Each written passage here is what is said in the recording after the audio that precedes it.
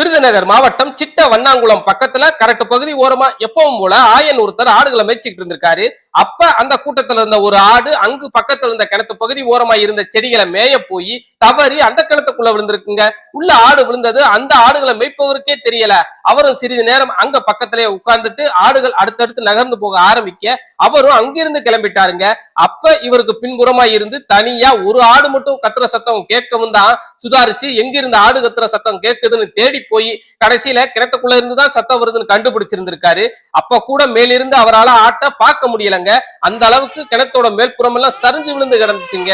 ஏன் நம்ம வீரர்கள் ஆடு உள்ள இருக்கான்னு பார்க்கவே ஒரு வீரர் இடுப்புல கயிறை கட்டி ஒரு 10 அடி தூரம் சரிவான பகுதியில மிக கவனமா இறங்கி போய் தாங்க ஆட்ட பார்க்க முடிஞ்சு.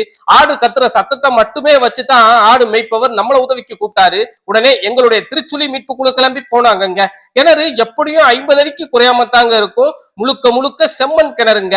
அது மட்டும் இல்லாம உள்ள அங்கங்க புடவுகளா தாங்க இருந்துச்சு. உடனே எங்களுடைய வீரர் சரவணன் என்பவர் கயிறை கட்டி உள்ள இறங்கி போனாரு. உள்ள விழுந்த ஆடு நேரா உள்ள இருந்து தண்ணியில விழுந்ததுனால நல்ல வேலையா எந்த ஒரு அடியும் படாம அப்படியே நடந்து வந்து கிணத்தோட ஒரு மூலையில மேடான இடத்துல வந்து நின்றுட்டு இருந்துச்சுங்க. நம்ம வீரரும் உள்ள போன உடனே அவர் பிடிச்சு இறங்கின கயிறுல அந்த ஆட்டை கட்டி விட்டு மேலே இழுக்க சொல்ல மேலே இருந்த நம்ம வீரர்கள் அந்த ஆட்டை பாதுகாப்பா மேலே இழுத்து கொண்டு வந்து சேர்த்துட்டாங்க. அதுக்கப்புறம் நம்ம வீரர் மேல ஏறி வர ஆரம்பிச்சாரு. கிணத்துல உள்ள புடவான பகுதிகளில் இறங்கும் போது கூட கால் வைக்காம தொங்கியபடியே இறங்கிடலாம்.